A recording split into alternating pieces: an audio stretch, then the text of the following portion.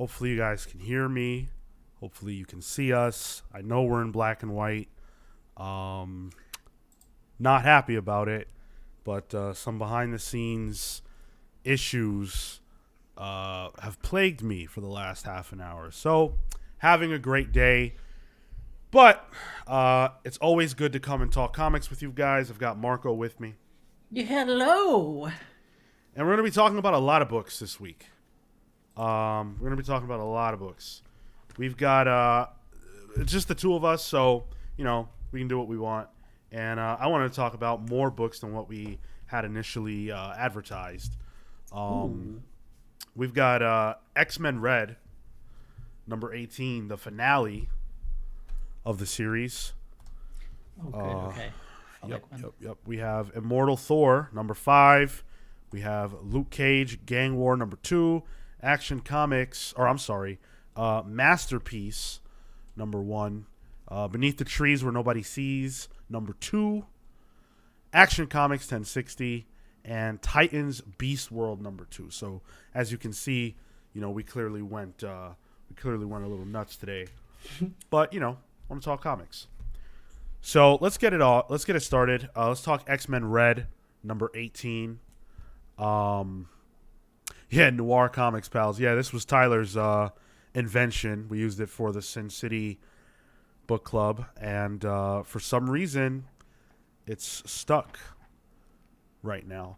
Anyway, this is by Al Ewing, who is ending his run with art from Yildiray Cinar, colors by Federico Blee, Ariana Mayer on the letters. This is the finale issue, and I think it's pretty good. It's really good. I've not kept up with this series, but this issue alone was just action-packed fun. It paced out really well. I didn't feel like I needed as much context to kind of just jump in and be like, oh, there's a fight. Oh, it's a final fight, and there's a whole bunch of stakes kind of at risk here. And man, from the moment that Genesis just yells out "Rise, Arakko" and people start throwing hands, I was sold in. Yeah, I go ahead. Sorry, I was, with some caveat to the giant islands fighting, but I didn't love the island fight. a little cheesy. Yeah, I thought that was kind of stupid. Like when in the last issue, when and we shouldn't be black and white anymore. We got that sorted out. Hey, But Q Lumbo says, "You guys look how I feel. We look how I feel too. Don't worry. I hate this place." So when in the first issue or in the last issue, when we saw the giant Karakoa or whatever its name is pop up, I was like, okay, that's pretty cool. And I thought that the planet would be rising up to help turn the tide. I didn't realize that it was just going to be a big kaiju fight, which is one of my least favorite things in comics, and it happens way, way, way too often. So I was pretty annoyed and turned off by the fact that that was where it was going, and I'm glad that wasn't really the focus of things, because there is a pressing issue. There are several pressing issues that the book had to deal with, and Ewing spends the time he needs to spend appropriately in all cases. Like, we get payoff to so many things. There are things we don't get payoff to, but we get payoff to so many things. And for those of us who've been along for the ride the entire time, this was a beautiful issue. yeah. Koarak. Koarak is the name of the island, and I feel like the X-Men in particular suffer from kaiju for some reason. I don't know why they've decided to go all in on this thing, but whatever. I'm not sure what specifically you're referring to in terms of things that didn't close out. I haven't kept up as much as you have with this one, so I feel like I didn't. If there was something missed, I didn't feel it, which I think at the very least, to Ewing's credit, he's able to guide a story, and whether or not the threads might be loose here or there, I think is a signifier that he's just really good at his craft. And the art, solid, man. Maybe some form issues with people being a little squat, but I think otherwise, just really good. All right, so let's settle in because that was all over the map. You mentioned not knowing what I was talking about regarding things that didn't get paid off. Well, one of the biggest things that I can think of is Abigail Brand. She was a major player in the larger story that it seemed as though Ewing was telling, and she hasn't really been a factor at all here. So it feels to me like he probably did intend to go back to that, but that doesn't happen. The other thing is, and of course there's still more X-Men stories to come, but there is no final moment between Genesis and Apocalypse. We don't really get that. They're kept separate throughout this entire conflict. Apocalypse did return to the fray to help, fight against Genesis, but not in a physical sense, not in the sense of like directly. And it would have been nice, to see some kind of resolution to their story with each other. Yeah, that's fair, especially because I'm remembering from like X of Swords and all that stuff like that. I remember that connection and those two characters' interactions being so strong, being something that drove, I want to say, a few issues worth of just kind of like drama and storytelling. For sure. So, yeah, heard on that. The battle between Storm and Genesis is also awesome. Yeah. It's really, really cool. Storm has been someone who a lot of us have said was really like not that important, not that big of a deal for most of the Krakoan era, and I think really it's been X-Men Red that has put Storm in the pole position to feel more relevant, and Genesis is a great foil for her because Storm is power tempered by compassion, and Genesis is absolute power with absolutely no compassion. And so in a way it's like the immovable force versus the unstoppable object or whatever, and seeing their test of will was a lot of fun. Yeah, and smart on Storm's end as well. I think she fought with her head a lot of it. The first interaction where she tries to strike lightning and obviously the mask says miss. She had her target and her intention, so that was really clever. I thought to quickly not de-escalate, but to immediately show that Storm's she's here to play. She's not here to mess around. She's trying to win this, and I thought that was a really cool. Those are really cool interactions. Are really good moments. The encounter that she has with the Annihilation Helm, that is literally prose, was phenomenal too. Like I very often don't like stuff like this, but there was no real other way to convey all this text in the few pages that they had. This is not an oversized issue. This is a standard size issue. There was no way to convey the point otherwise, and I think it kind of works in the sense that it says this moment right here is something that we don't even have a way to show you. Like there is no visual language for this, because it's just the mask speaking inside the mind of Storm. Yeah, and it's essentially flirting with her. It's telling her, hey, you're great. You're a better person than Genesis. You are the chosen one. Look at you. You have power and you have compassion. You have wisdom. You have everything. We would be such a great pairing together, don't you think? And, Storm's resolve is so great, and probably the red diamond training that the mutants have and everything else, she's able to allow the Annihilation Helm to tell its tale, spin its web, and then uses, I don't know, like you didn't read did you read the last couple No, here and there, some of them here and there, but not all of it. Okay, yeah. So in the last issue, I think it was the last one, the helmet tells Storm to miss an attack on it. And because it told her to do that, she missed. And so here, the Annihilation Helm said everything else except that. And so Storm was able to blast it and get rid of it. Which I had a little bit of issue with. That felt very convenient. That all of a sudden this powerful mask actually is just kind of gold and not really all that magical. And like, okay, fine. I thought that was a bit of a maybe convenient contrivance, maybe, but I was able to sort of push by that. I'm like, okay, fine, fair enough. You'll resolve the story that way. I got thrown off by that prose bit. 'Cause I didn't see it coming or expect it, and I was like, oh, this is a weird place to put an ad. I was like, oh shit, wait, no, this is part of the book. Whoops. And then I had to kind of like sit there, read it. I'm like, okay, this is cool. That split second that she's deciding or trying to coax her was neat. Yeah.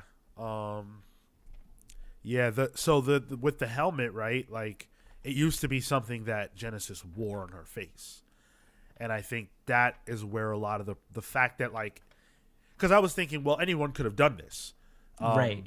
But they couldn't have because in order to do that, you would have had to attack Genesis herself. You would have had to beat her. Okay. Making it so that the helm was a part of the staff took away some of that safety. And obviously Storm, she's hitting hard. Right. Whatever that mask is made out of, it's going to falter to her power. Yeah, 100%. And that was cool that she in this issue you kind of get a whole bunch of stuff. You get restraint, you get strategy, you get power. Like there's a lot involved here in these small moments. Yeah. I had a lot of fun with this, and not having kept up kind of makes me like there would have been more to appreciate here had I been more continuous with it. Well, Storm in the last issue turned down Uranos' involvement. For those of you who don't recall who that is, yeah, that's the grandfather of Thanos or whatever, who was the guy that destroyed Arakko in the first place. He was launched there as like a bomb, and for an hour he was able to just do whatever he wanted, and he tore the mutants to shreds. And that's how Magneto ended up dying. So she had the opportunity to unleash Uranos upon Arakko, and he promised he would only kill Genesis' soldiers, that everybody would be wiped out. And ultimately, Storm's decision was not to use him because even though it would have won them the war, it would have been blood not on her hands because she didn't, do the killing. But also it would have been indiscriminate annihilation. sure. In the sense that no one is safe. There are people on the other side who are under mind control, like Blue, the guy with the sword. Yeah. There are people on the other end who aren't necessarily all the way in control of their actions, and they could be reasoned with. They could be spoken to. They could be, made to see logic. But Uranos doesn't care about that. Neither does Genesis. And so Storm makes the compassionate choice to have to fight this war with her own hands, boots to ground. And, they win the day. And I think the action here is really great. I like that you said that the compassionate route, because that would have definitely been the road to cruelty at that point, and that isn't Storm. That's not who she is, and Yeah. I think it works with her character. Yeah. The art's great. Granted, it's not, it's. I don't think it's as good as it was when the series started. To be honest, I can't even remember who we had on this book when it first started. But the book has seen a couple of different artist shifts. But still, I think it's strong. It gets the point across. Having Federico Blee still here on colors keeps the visual consistency across the rest of the series. And to his credit, Sonar has a lot of work to do in this issue. There are multiple battles. Everybody gets a cool moment. Sunspot gets a great moment, and it all looks awesome. That was cool with the eye, Yeah. staring into the sun. It's like, Yup. hell yeah, get Yeah. him. That was awesome. It was Stefano Caselli previously. There you That was go. who launched with it. But yeah, I mean, frankly, I think the aesthetic's been here. The tone carries from a color perspective. The two islands hugging at the end, Yeah. a little, yeah, just kind of a little over the top, a little too goofy for me. But you know what? Fine, take it. hmm Um, the only like this series has been great. This series was awesome. I don't necessarily want to say that I feel like it's ending prematurely, but I don't think that it got to do much with Apocalypse's return. Mm, Um, I feel like that could have been more, and I don't really have a gauge of where we go from here. Not that that's a criticism of this series. This series did the job it had to do, but like we know there's about to be a big reset with the X-Men. Where does Arakko fit into that overall picture? yeah, and the added complication of Genesis on Phobos, one of the moons, and therefore having taken over the parts of that Orcus installation, Yeah. and now is part has built her own kind of brotherhood.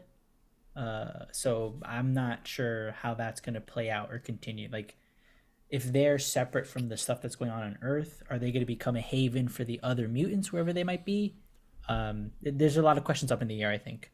Yeah, and you know, it ultimately that what that probably means is the X-Men have a new enemy. You know, like Genesis can be akin to any of the other many foes of the X-Men that they can go back to. And I think it's just setting up a new status quo for her and the future conflict that will come from her still being around. You know, several times Storm's leniency is questioned because these Mm. people don't play by her rules. But this is what the mutants have to do. This is how the X-Men have to be.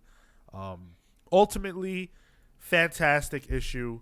Hats off to Al Ewing and Federico Blee for bringing this to a close from start to finish. Ariana Mayer also done a great job throughout this entire run. I'm not trying to deliberately leave out Yildiray Cinar. It's just that he hasn't been around for the whole time. But Mm. this has been a great series that I'm sad to see go. And for me, it's on my list of best X books of the Hoxpox era. Coming out of it compared to everything else we might have read, that's a little more maybe focused on what's going on Earth side, or like the main X-Men, I guess. Yeah, agreed. But uh, fun nonetheless. And I'm hopefully this means that Al Ewing gets more time to play in this sandbox, because I think that that's what I want. I want to see more of that. If this is the sort of stuff that he's delivering, give him some more X books. You know. Yeah, yeah. I don't know what the future holds for, Al as a member of the X-Men writing group. We don't know yet what that all is going to look like, but obviously there's going to be more space stuff to be handled, and Al has more than proven himself. Um, I wouldn't even mind him being the person to take over X-Men proper. You're not wrong, man. I think he has a good handle of these characters. I think he has really good voices for each of them. They feel different and distinct. And I know we'll talk about Thor later, but with big casts, it feels like he handles them so well. Yeah, So if this is the biggest cast you probably are ever gonna have on a Marvel book, you know? yeah. Easy pull, easy pull. Obviously, at this point, you're not pulling the last issue of a series, right? If you haven't been reading, but hats off for an amazing job. It's a great issue. This book bowed out in a really good way. Hopefully, Immortal X-Men can do the same, because that's also about to end. Fingers crossed. Yeah, Fingers crossed. and then that's it. Then we're into the fall of, or the, what are those books called? The Fall of the House of X The Fall of the House of and X. Rise of Powers. Yeah, so not too long to wait for that. Yeah. Pull. Brandon Barnett said, I haven't been reading X-Men. I read AXE and it sucked. Sins of Sinister was great. I'm planning on jumping back on after the Krakoa era ends. Yeah, there are a lot of people that feel that way. Yeah. A lot of people that feel that way.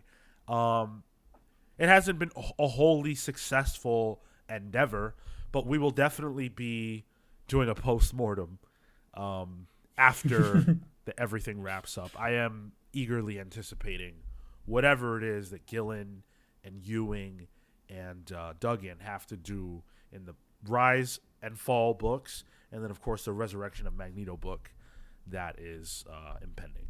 So this issue is not Al's final bow in the X-Men space. There's still one more story to go, and I'm looking forward to it.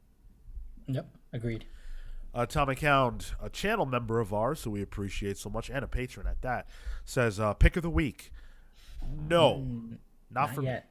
Me. Nope. Not for me. We read a lot of books this week. You'll hear about it. Oh, yeah. We have a lot more show to do. Speaking of which, we are going to move into our next section of books. But before we do that, I want to remind you guys that if you want to support our show, the best way to do so is by heading on over to patreon.com/thecomicspals, where we are always giving you bang for your buck. You can subscribe to us at any tier of your choice, and every one of them has things that we are giving to you. So if you are so inclined, if you are in the season, or if you are in the spirit of giving, now's a great time. Thank you so much to all who choose to do that. Channel members as well. Y'all are great. You get snazzy emojis that you can use. A green name in the chat that signifies you're a channel member. Early access to our evergreen videos that we've been dropping all over YouTube that you guys seem to enjoy, and we would love more feedback on that. So thank you to all of our channel members. This Saturday, we will have a special start time on the show of 12 p.m. Eastern, because we will be joined by none other than Ghost Machine's Jeff Johns. Yes. That should be a lot of fun. We may even have a special guest that you'll have to tune in to find out. But if you have questions for Jeff, you can submit them to us on the Discord server, in YouTube comments section, email us at the contact at the Comics Pals. Any way you get us is fine. And we will be answering or asking him your questions live on the show. Priority does go to patrons and channel members. Thank you for understanding. We can't wait. I'm really excited. Likewise, dude. It's always a good chat with him. Yeah. Only 2 pals tonight? Yeah, what's it look like? The Faves, boy. What are we? We're some kind of duo. Yeah. Yeah. Today's not the day, KO. Trust me. It's really not. Tyler isn't here, so I feel unrepresented. Well, you know what? Tyler's here in spirit. And so in that way, you are represented. And quite frankly, you are in the chat. So you are representing yourself by being here. And I appreciate that. I appreciate everybody that is here hanging out with us live. Let's jump into the next book we're going to talk about. It's a double dose of Al Ewing this week, because we're talking about the Immortal Thor number 5. This is by Al Ewing, as I said, with art by Martin Coccolo, who is really just doing rushing all the insane work. Like arguably more of a draw than what Ewing is doing. Matthew Wilson on colors, Joe Sabino on the letters. It feels like this is the wrap up to the first arc of the series, right? Yeah, 100%. Okay. This issue does a lot of things. It shows us what we expected, which was the Thor core, Jesus, against Toranos, the Utgard Thor, and who is one of my favorite new villains. Like, he's just so big and imposing, and it's very, very cool to look at. We get a little bit more of his origin and the origin of the Utgard characters, and these primordial beings who created the earth and shaped it and have been at war for all this time. We find out that there's wheels within wheels of games between them and things like that, and that really Thor is just caught in that. He's just caught in that wheel. But he decides to take the power into his own hands, and puts together this Thor Corps to go against Toranos, and comes up with a plan that is slick, even though I had some trouble accepting that it would work? Mm, it wasn't until it started to happen that I was like, well, first of all, I guess like Loki throws a hammer, right? I'm like, oh, they fucked up.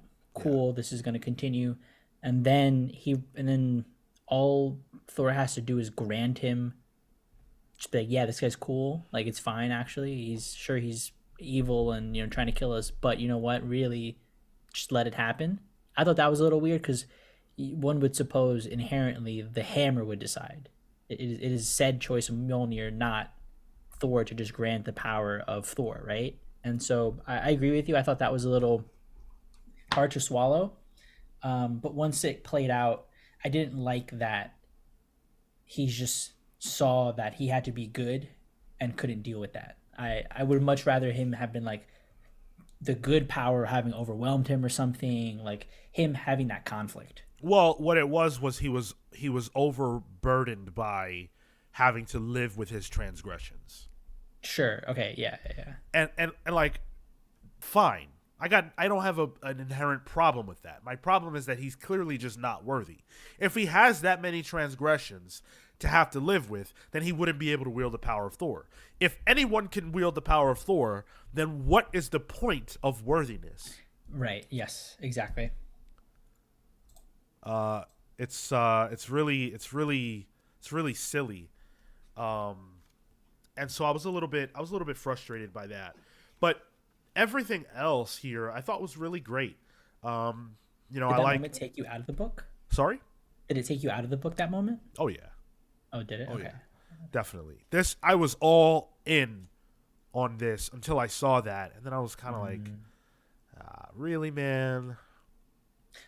I kind of just like accepted it and shrugged along, but it did give me pause because I had to sit there and kind of just rationalize, as much as you're seeing the God of Thunder throw a hammer at a bigger God of Thunder, Yeah. but yeah.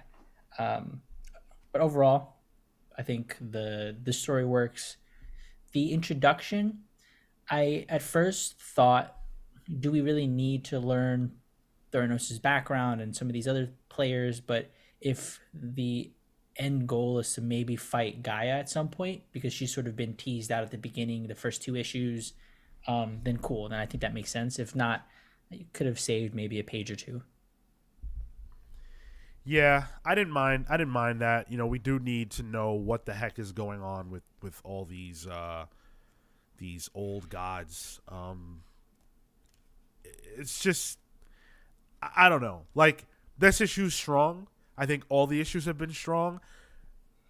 I'm not necessarily feeling like oh my god, this is Immortal Hulk levels right now.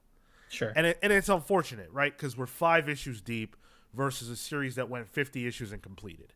So clearly they're not like, until this series gets to that point or gets to a place, maybe a dozen or a couple dozen issues from now where we can really say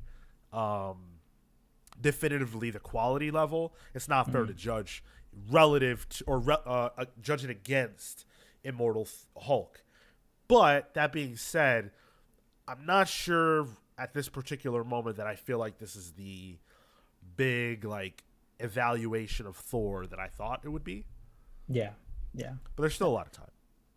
There's still a lot of time. We still have the next set of kind of villains coming to the gate with Minotaur. So I think that's gonna be cool. I think that's gonna play out really, really well. I feel like this has been kind of the initial playground for Ewing to just get us acclimated to what he's doing on the with the character, and then he's gonna really kind of like swerve us and try to do something. So I'm hopeful for the future. I agree. This isn't like, it's not knocking my socks off, but I'm still enjoying it. I'm having a good time. The comic isn't perfect, but it doesn't have to be. It's fun. Yeah. Amin Perez says, I think Ewing is cooking a cool mythology, new gods level stuff. Yeah. Agreed. I'm here for that. I'm not even close to being out on this book. The only time throughout this entire run so far where I've been like, I don't know about that, is this issue with what happens with Tornos. Sure. Other than that, it's really all been good stuff. I even like the tease at the end and the furthering of what's going on with Minotaur, and now, of course, Executioner's involved, and anytime you see Executioner, you're about to see the Enchantress. They go hand in hand, so of course she makes an appearance. I love the Enchantress. I think most Thor readers do. The role that she plays is similar to like a more villainous version of like a Catwoman or a Black Cat. She's definitely someone who, has like a desire to like control Thor through sexuality. Okay. Gotcha. Great character. I mean, frankly, this is going to be my first interaction with these two characters, and I like the setup being associated with Minotaur. So for me, I'm looking forward to effectively for me meeting them. Yeah. I also like the idea that Minotaur owns the rights to the IP of Thor in this world. It was so good. That's hilarious. He's just gonna like make movies, make whatever he wants with it. I thought that was really good. But I feel like that somehow, and I don't know, but I feel like that somehow it's gonna play into like a power set or something. Yeah, I could see that. Yes, Brandon, like a Talia al Ghul, absolutely. That's really good. That is a much better comparison. The art is stellar.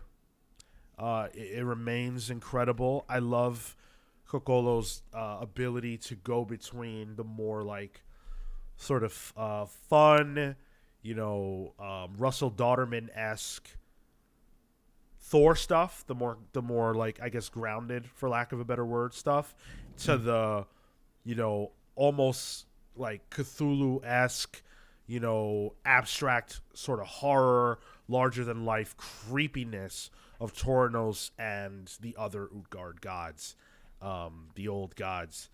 I just love the diversity that he's able to bring to the table. And then the coloring and all the sequences is amazing too. Got to be one of the best art teams in comics right now, I would say. 100%. Man, that moment where he gets the hammer, and so it was. You get that big ass panel, boom, and then he's just hovering over. Yeah. And particular note to the double A in Kakum, because I thought that added a good, very subtle effect, especially where the two A's are doubled. Yeah. I had to read it as like there was something there that I thought was just very subtle, very well done. This is off topic, but whatever. Speaking of A's, when you read Apocalypse's name, what happens in your mind? I just say A. I can't fathom it. It literally it's just a dude going A. Oh man, yeah. Would you hear something? I read A. Okay, yeah. It's just I was reading the book today and I read that and I'm like, that's so stupid. Yeah. Every time, and I want it to be, but I hear it as for me A, right? But I imagine what they're saying is something wild, and so they have to contort their mouth or some shit. Like I imagine there's so much more there that just can't hear it. I hear like a distorted A. Okay. Like that. I want to hear that. Like I want to hear that sound. Yeah. I want someone to create the sound that is associated with the name of Apocalypse. Remember when they were doing the X-Men team votes and everybody was kind of like pitching their story to get the vote in? Yeah. They need to do that, just pronouncing the A. Like, here's how to pronounce. Oh man, he's about to be Apocalypse again. Like word, he is. So 100%. like that A shit is done. Easy pull. Yeah, this is real good. Yes, absolutely. Yeah, loving this book. Almost pick of the week. Oh yeah? Almost. Huh. Well, I guess we are talking about two other books, or one other book at least from on my end. Do I count that? Because if not, then I'm going to give it to this. Yeah, you count that. Okay, so then I'm going to save it. All right. Well, maybe you're talking about Luke Cage Gang War. Ha. No? Oh. No, sir. Well, this is a bit of redemption. Because the first issue of Luke Cage Gang War was up on the poll, which, by the way, I should say, surprise, the poll is up right now. Oh, go get it. The poll is up right now. If you're watching us live, don't leave us. Just open another tab, go vote. I'll check the poll at the end, and we'll discuss where we're at. But I literally did that. Luke Cage Gang War #1 was on the poll when it released, and it lost to Flash #3, which was probably the biggest travesty in the poll of the year. And so we had to redeem that by just putting Luke Cage Gang War #2 in the episode. I'm glad I did, because this issue is actually way better than the first one. Oh, yeah?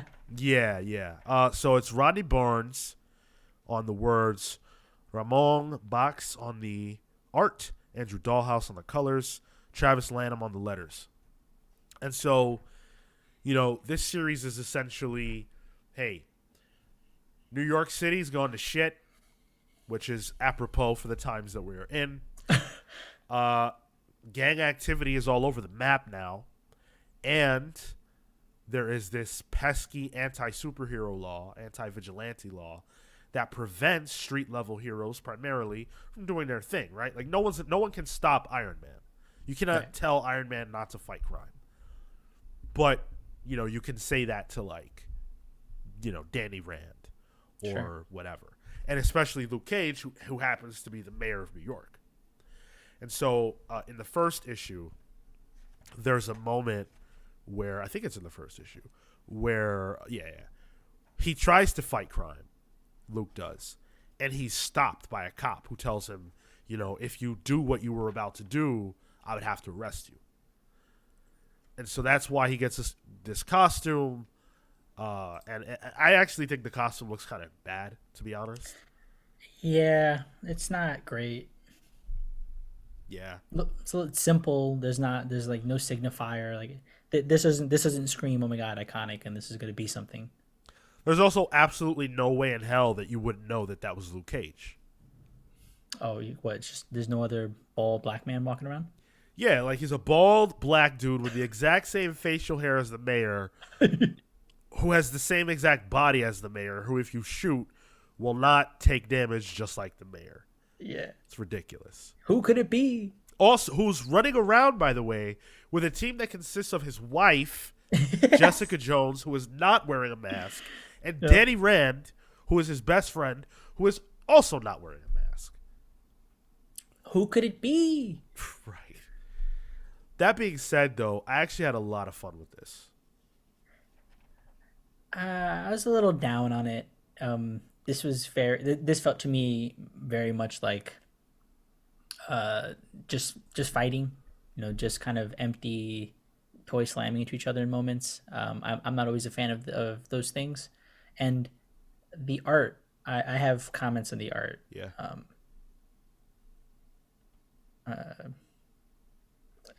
Form, the lines, I think, can get a little messed up from here and there. Some of the perspectives as well. There's a moment where the cops, yelling, "You're under arrest," but Captain, they just saved our asses, right? Like, fine, whatever. But the panel itself, there's a weird perspective or point of perspective, and I don't know where it's looking. I don't know how it's focusing. So that threw me off quite a bit. There was just visually, I wasn't keeping up on it, and then the story didn't really grab me. Okay. Yeah. I mean, look, it's worth saying, right? I have a bias because these characters are characters who I have loved for a long time, right? Like Luke Cage, Jessica Jones, Danny Rand, they were three of the biggest characters that Marvel had as it relates to, their status on the New Avengers. Bendis's New Avengers. And so for me, I didn't really know an Avengers prior to them. So these are characters that I've always cared about since I started reading comics. I always love to see them together. So I got a kick out of seeing their relationship, how it's evolved and changed. I like Barnes putting a bit of a, I don't know, I don't want to say spin on Jessica Jones, but like the idea that she's kind of like, she kind of antagonizes Luke for fun. That was really good. Yeah. The emotional affair bit. Yeah. That's funny. And saying that Danny and Luke are having an emotional affair, I hope no one overreads it. It's just a fun joke, it's just a fun joke. Yeah, But it's playful. yeah, exactly. Yeah. I like the fact that we're seeing Danny post depowerment. Like he doesn't have his powers anymore. He's not the Iron Fist, but he's still capable. He's not a loser. He's still a great martial artist. But that's all he is. Yeah, Yeah. that's all he is. Cloak and Dagger are here too. Another pairing that I love. So it's a lot of characters that are for me, and I'm sure Tyler would probably feel the same way, and that we're both of that same era. The character that surprised me, I'm not sure that he makes any sense being here. I guess there's a way you could flip it to where he does, but like Alistair Smythe is the villain of this piece. In all my years of living, all my years of reading comics, I have never seen Alistair Smythe in the books. I've only ever seen him in the Spider-Man animated series. To the point where I thought he was actually only in that show. Really? I thought that for a long time. So it was cool to see him here. I enjoyed that aspect, even though it's a weird villain choice for this grouping of characters. Sure. I don't have connection, so I just kind of took it. I thought his design was a little, I don't know. The design work here wasn't compelling to me, and so I didn't care necessarily for him. It's like, oh my god, the villain. Okay, fine. Dan Trudeau, another one of our double dippers, a channel member and a patron, says, I really wanted a high-level politics meets superheroes Luke Cage book, and I don't think this is it. It's definitely not. What? What do you mean? There's that scene where, sorry, not Luke, jumps into the fray and says, "Can a politician do this?" Yeah. It's not what we wanted. We wanted City on Fire. We didn't get that. It is what it is. Ronnie Barnes is, I think he's talented. I like his stuff. And I'm having fun with this. Is this a book that I'm like, I gotta see how it resolves? I gotta follow every issue? I don't know. I know there's an issue 3. It'll be a decision that I have to make in that moment. Because the final page of the issue where it's just these giant robots threatening to blow up City Hall, that didn't compel me. I don't really care for that. Yeah, it's just kind of like, all right, like it's a weird way to undo the good that a hero's doing, because it's just so blatantly destructive. Right. That's a crazy thing to do. In the middle of New York, just blow that shit up. Okay. That is absolutely ridiculous. There's at least 4 issues of this series. Just about to confirm. Sweet Christmas. I don't know if I'm going to be on the hook for all of them, but I really, really had fun with this one. So I would say pull. Okay, fair enough. I frankly wasn't enamored. That's not good. That's a me issue. So I'm going to say pass on it. But if you're a fan and if something here appeals to you, then yeah, go for it. Columbo says, at least Luke has a costume, Danny's out here rocking the dusty Nikes and the tie-dye shirt, while Jess is still glued to the same damn leather jacket she's had since 2001. You're absolutely right. But you know what's sad about that, Columbo? Is that both of them look better than Luke in the series. Where in the fucking gray whatever? Weird-ass warrior. I'd rather risk my life being a vigilante, fighting crime in these streets, in my clothes, than dress like Luke Cage and look like that. Because that is really just a shitty costume. Oh, you know what he looks like? In the live-action Mortal Kombat movie? Which one? The first one? The first one. What's the guy's name? The half-robot dude? Kano. Yes. Or you're talking about Jax. Jax, yes. Okay. That's what he looks like. Cheesy. It's sad because there's always going to be that comparison because they're 2 bald black guys. Like, it just is what it is, but yeah. But very it's cheesy. the it's just the gray aesthetic and nothing else, Yeah. definitely. Um. Oh yeah, so Come funny. on, Dan. I could do pretty good. Sweet Christmas. No, That was I really heard it. bad. Yeah, Yeah, I heard it. I would go for it, but as you guys can probably tell, I'm sick right now, so I don't want to overly strain myself. But I would love to go for it. Maybe we have to read the third issue just so that I can do that. Just so we could yell it. Yeah. Yeah, yeah. All right, let's keep things rolling. Let's move on to Masterpiece #1.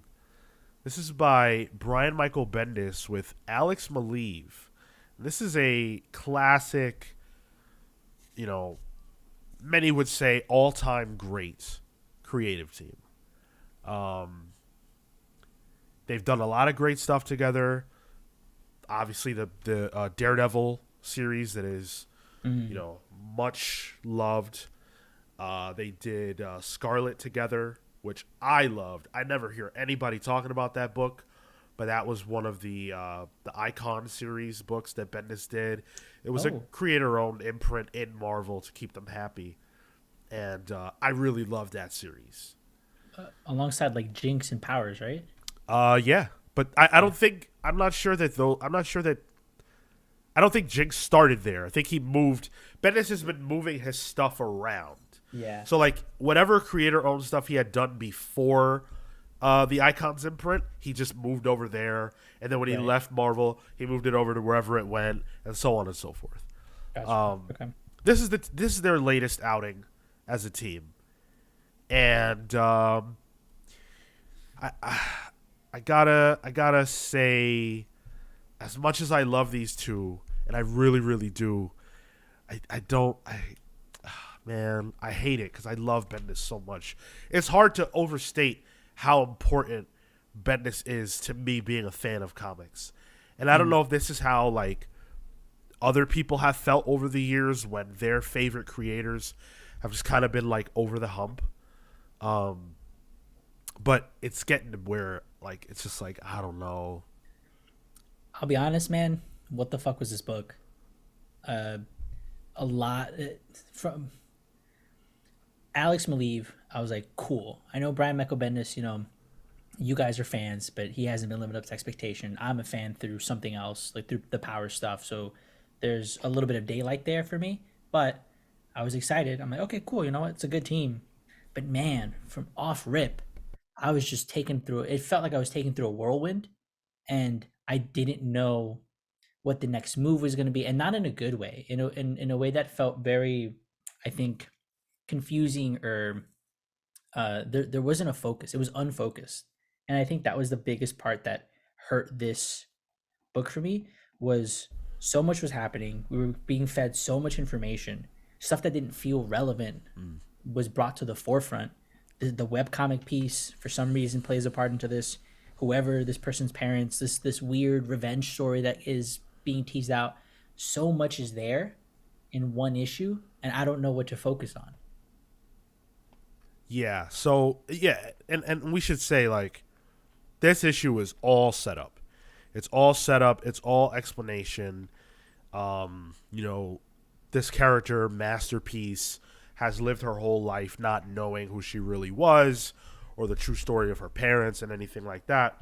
And then here comes this, new player in her life that she doesn't know, who has her taken out of school by some fake FBI agents, or maybe they were real, who knows, and explains to her that her parents were the greatest criminals of all time, and they robbed him as their last big job. And they're dead now, but he's still mad, and because of that, he wants Masterpiece to go and rob someone who wronged this guy, another person who wronged him, years ago. The problem is, why the fuck would you conscript a child to go and rob for you? You don't, how do you know that she can get the job done? Like, how does you know she knows the first thing? Just because her parents were thieves doesn't automatically mean their thievery skills passed down to her. It's not genetic to be a thief. It's not a skill set you just inherit, right? But then the other issue is that everything I just explained to you could theoretically be explained in about 5 pages, but this is a Brian Michael Bendis comic. So everything takes so long to get to because everybody in the book has to do Bendis speak. You know, I'm gonna pull. Look, okay, this is just a random page. I just opened the book. Probably. I mean, it's page 3. I just opened the book. Yeah. So Masterpiece is being arrested. So it's Masterpiece Lawford, FBI. FBI of what? Oh my! What did she do? Whoa! Who are they? Who is she? I'm scared. What are they doing? Don't resist. Holy gasp! Oh my God! Against the wall. Thank you. Hey, if you film me, I'll confiscate your phone. That's the law. Agent, please. This is a young girl. These are children. I could go on. That was 3 panels. That was 1, 2. Yeah, that was 3 panels. Yeah. Insane. I saw that immediately. I'm like, holy shit! This is gonna be a chore. And it's like, it's not the like ridiculously overly wordy stuff that Cy Spurrier will do.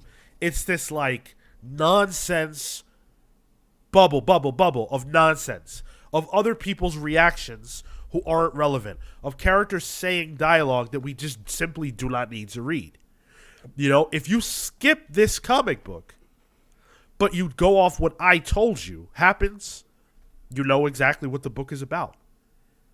And so much space is utilized to do things that aren't really necessary.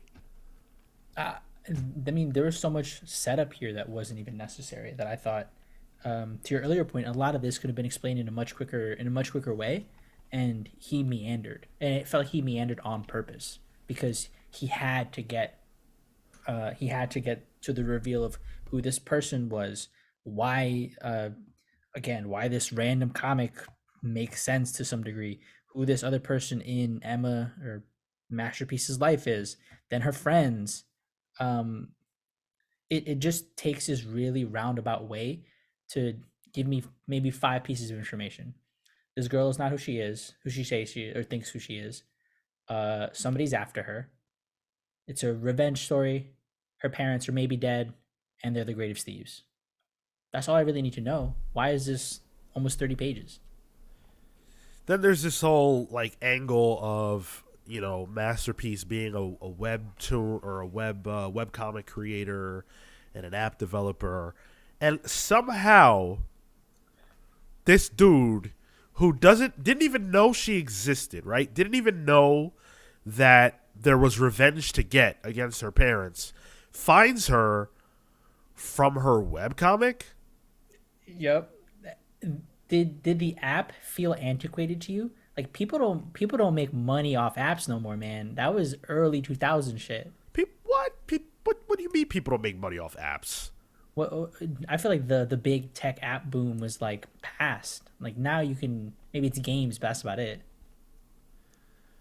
Well, either way, I still agree that it feels weird and antiquated because, again, it's like, in what world would you discover the identity of your greatest nemesis's child, nemesis, whatever it is, through her webcomic? It's just so, I don't know. I really, really, really did not want to come on here and feel badly about this book because I adore Bendis so much. I really do. And I should say, I didn't hate this. There are things that I like. I actually get into Bendis speak every now and then because I'm so used to it. You know, there were certain lines of dialogue that I kind of dug, and, you know, I could see myself enjoying the Masterpiece character if I were to continue reading this, but I just don't think I will. It really hurts me to say that. Like, there are only so many creators that I'd rather sit here on our show and discuss comics with than Bendis. And I would spend all of that time singing his praises. So the fact that I have to come here and say that I didn't like a new #1 by him hurts me. But I have to be honest with you guys. I would not recommend this. I wouldn't. Even the Believe art, it's not what you're used to. Like, if you read Scarlet or if you read, like, anything Believe. It's not the same. It's not colored the same. It's just not the same. I will grant Malieve maybe a bit more grace on this one.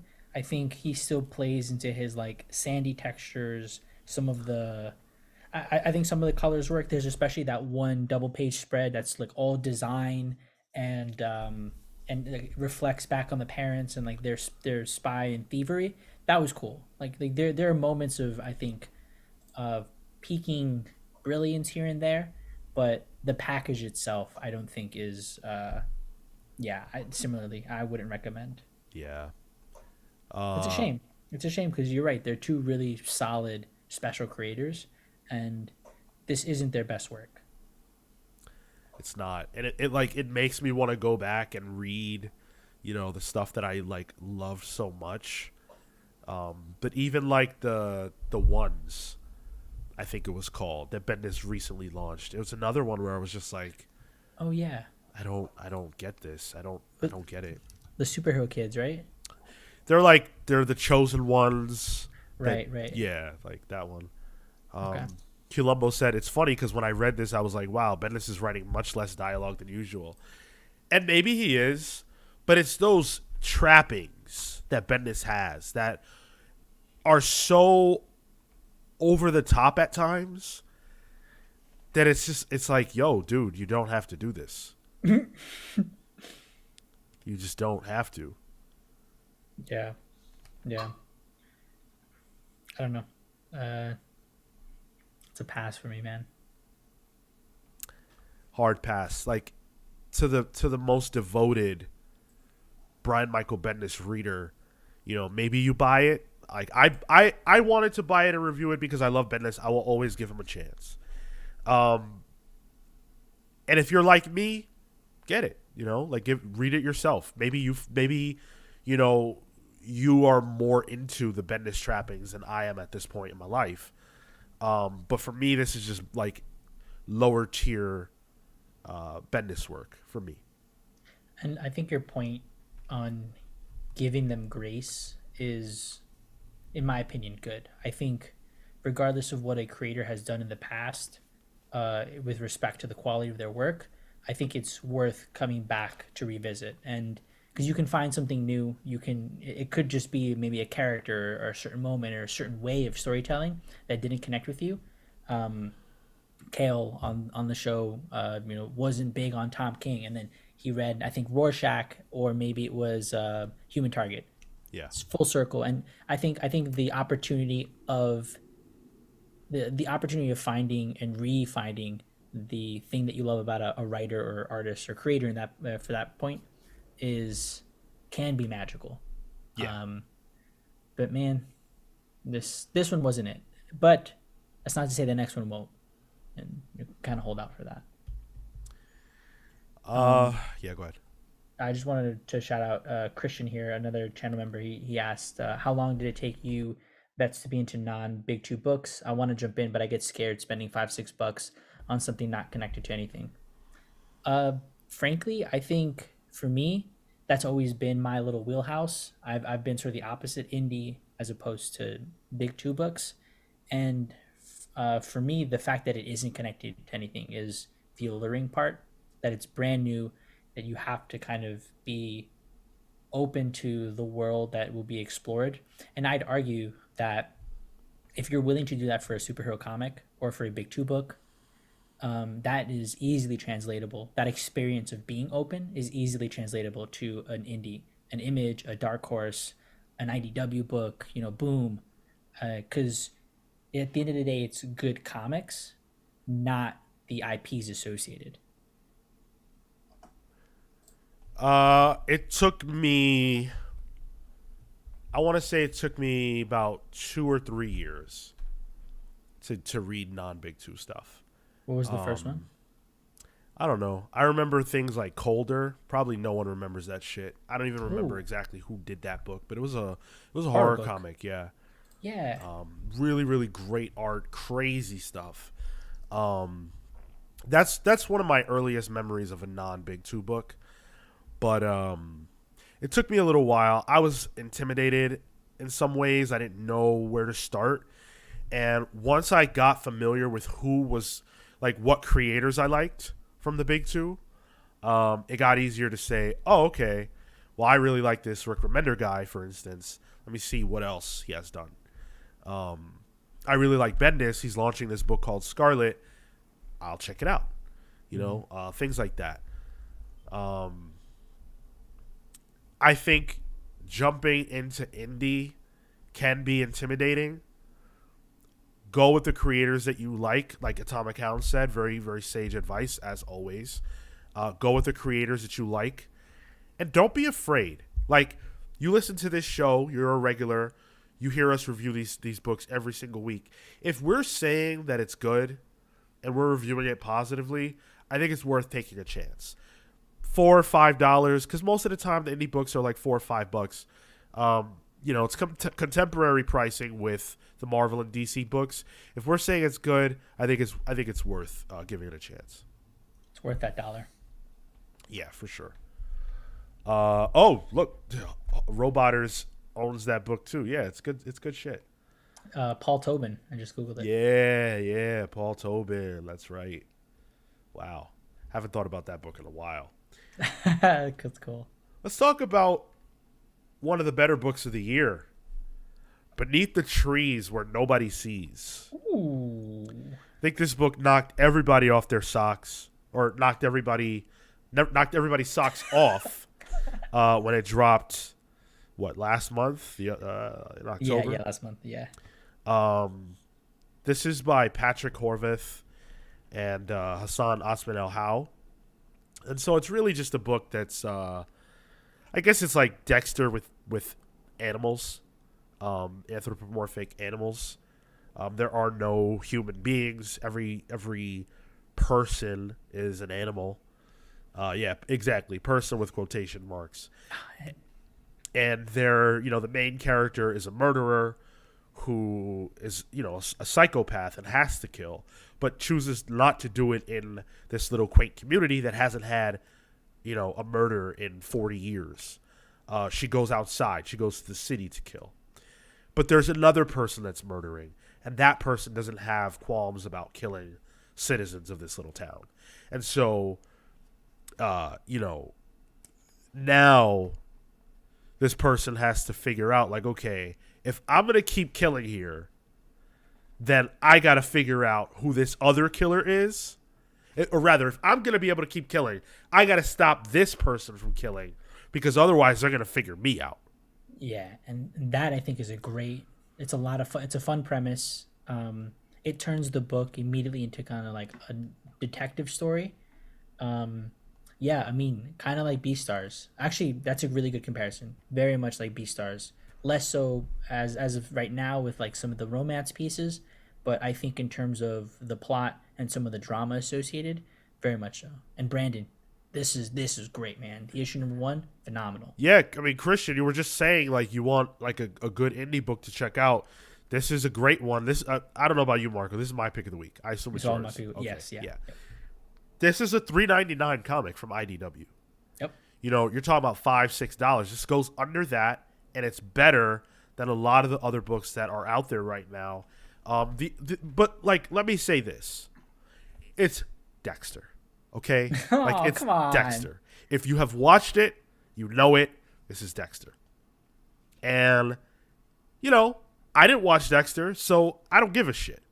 Is it derivative? Yes, but everything is. There's nothing new under the sun.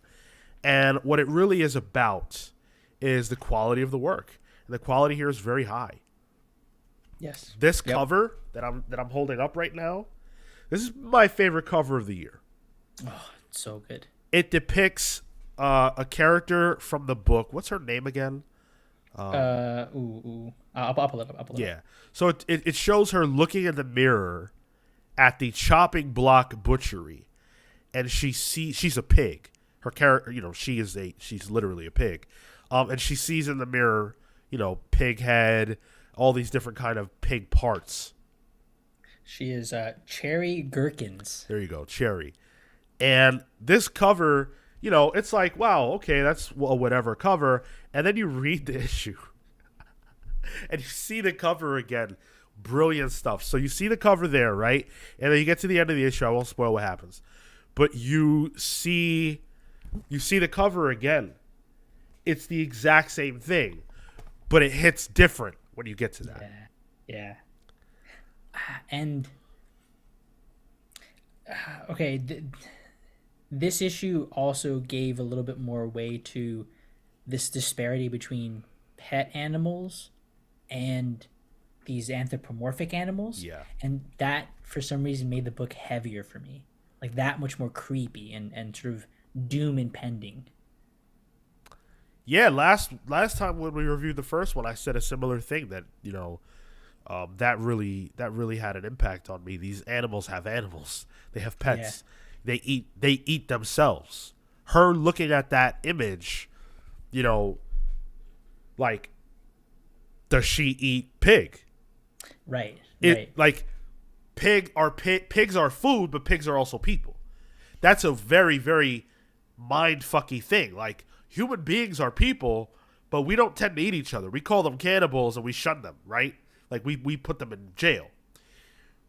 Would Sherry be considered a cannibal, if she ate pig, if she went to the chopping block and bought some pig, And the mammal, that carnivore moment in the store, where it's like things were different. Like you and man, there's just like an undercurrent here that I think adds and elevates the book a little bit, because yes, it's very much about this killer and trying to solve the mystery, but then it's also exploring this world, and it's asking it's positing a question that isn't direct yet, and Yeah. I'm very interested to see how and why the things are the way that they are in this world. And if they don't get answered, frankly, I'm not gonna be mad at that.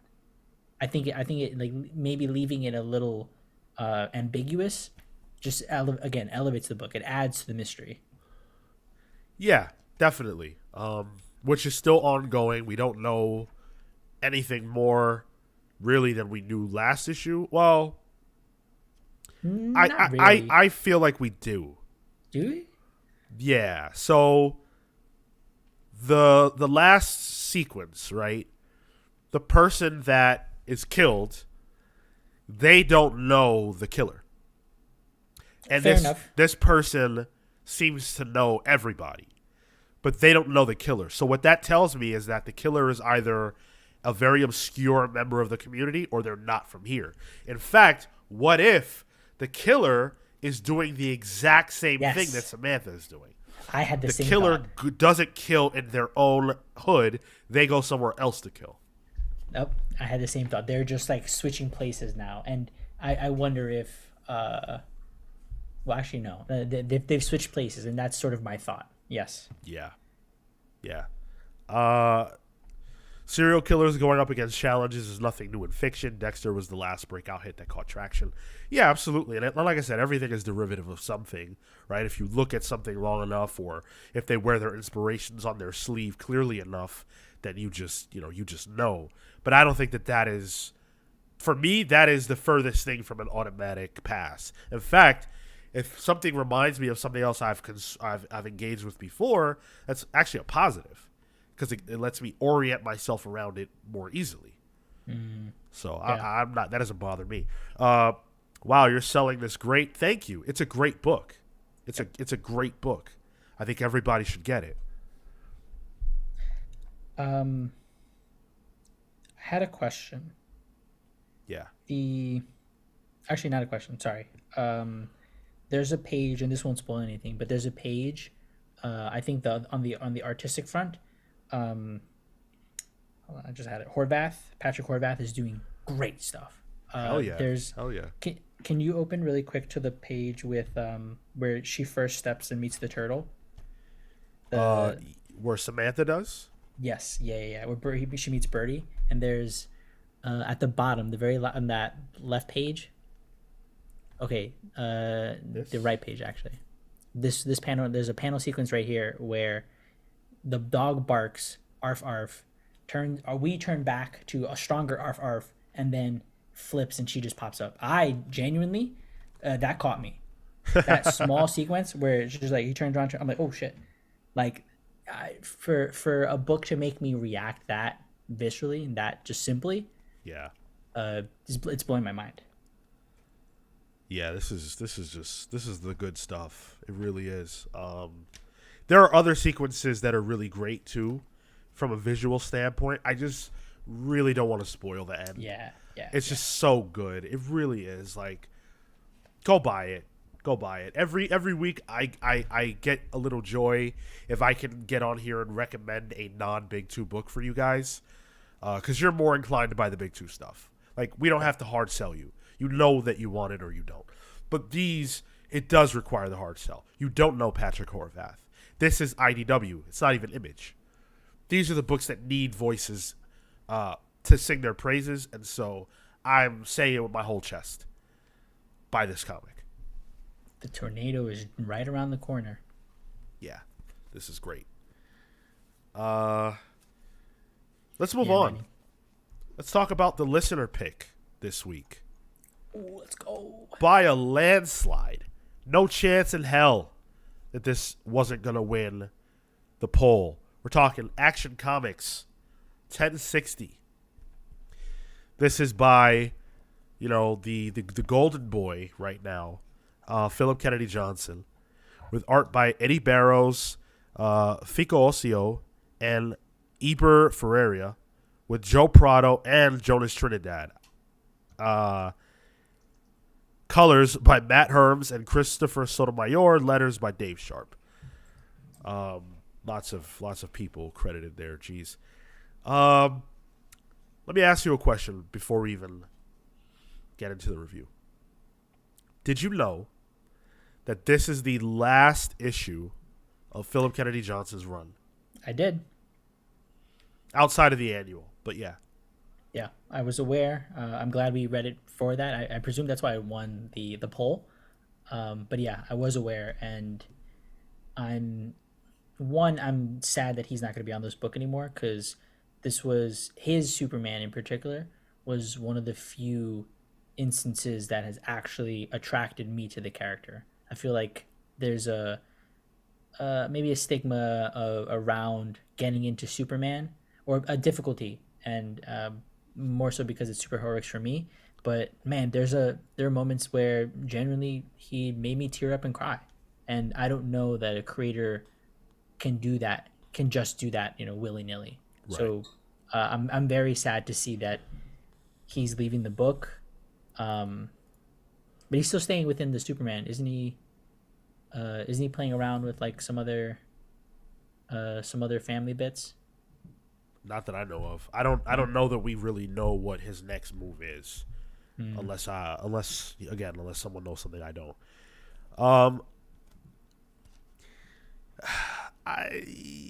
This was all right.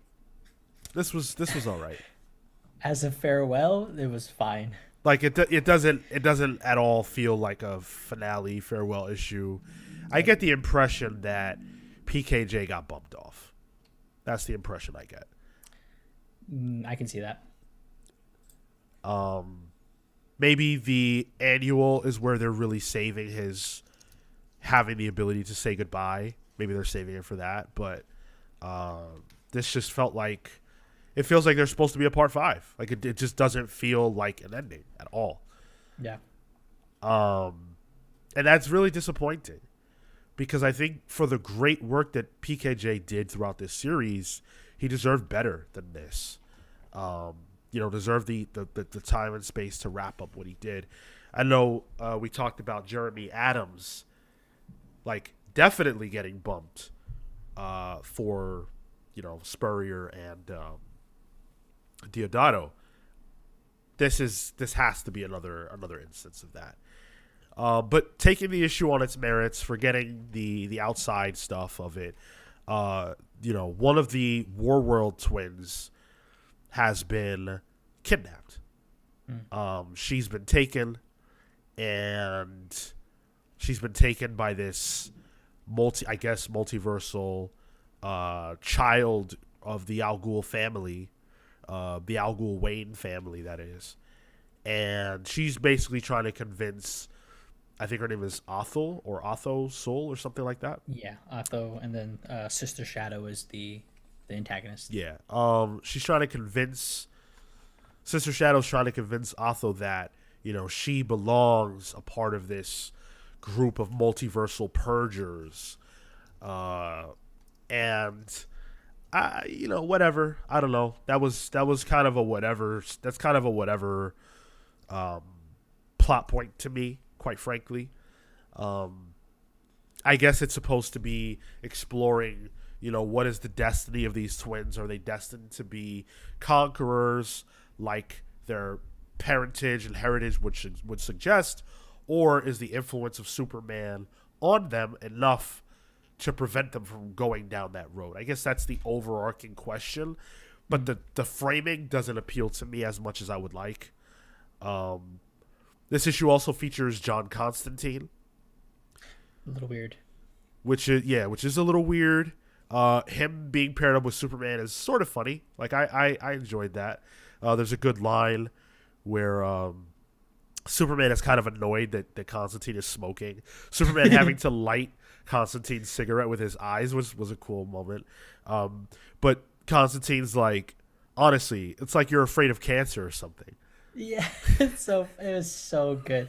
And I like that because he was grumpy about it. The panel where he lights it is like a little scary. He's kind of like impending. You know? Yeah. And it feels appropriate for both characters. What felt very inappropriate to me was Superman and how he handles going into this room with all these like relics and artifacts of great power. Constantine explains how magic works. Which is something that I assume Superman would already know, right? Superman, there's this perception that Superman is just dumb as hell, right? Mm-hmm. Or that he's magic dumb, that he doesn't know anything about magic, but he's surrounded by people who use it. And it's his weakness, so you would think he would know everything about it. But he's told, don't touch anything here. Don't believe anything you hear. Don't believe anything you see. Keep your hands to yourself. Those are the rules. He hears the voice of his adopted daughter, and he goes apeshit, grabs an object, and screws everything up. And that just doesn't ring true to me. I don't believe that Superman would make that kind of mistake. That was hard for me to accept. I get it. He's a parent. He cares. He's not thinking. But that just doesn't feel like Superman. I agree. I agreed, and I had the same reaction. I'm just like, this guy was clearly walking into a trap. It was explained by John Constantine, known trickster, to also just be like, yo, watch out.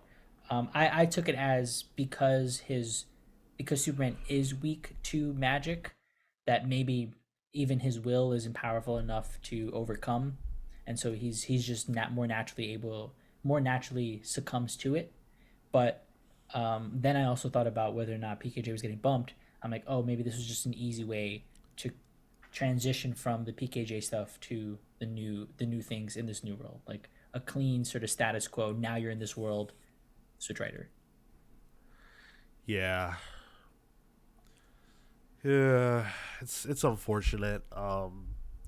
Like I wanted to buy this issue and be like, what a great finale! Like, I'm so happy about the way that PKJ's run came to a close, but I just don't have that feeling.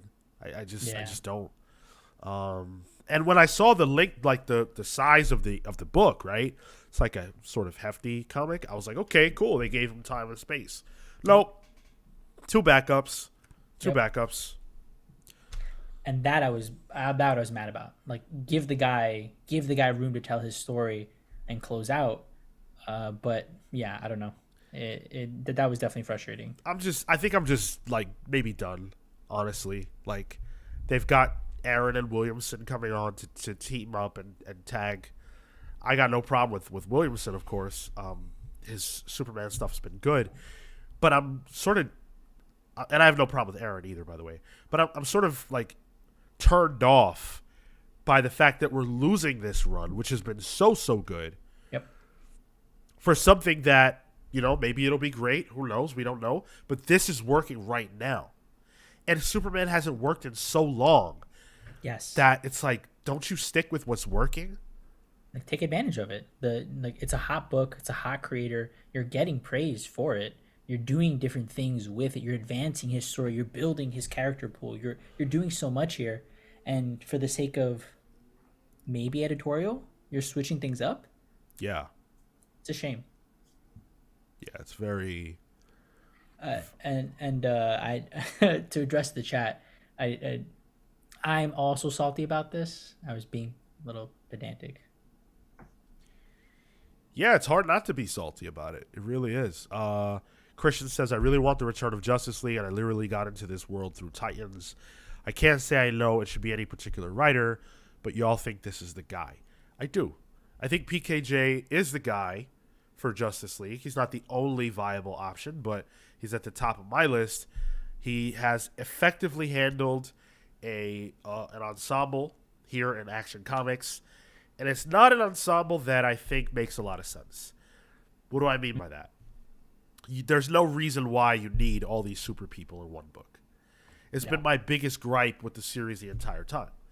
That being said, I wouldn't say that PKJ has handled it poorly. He's handled it great.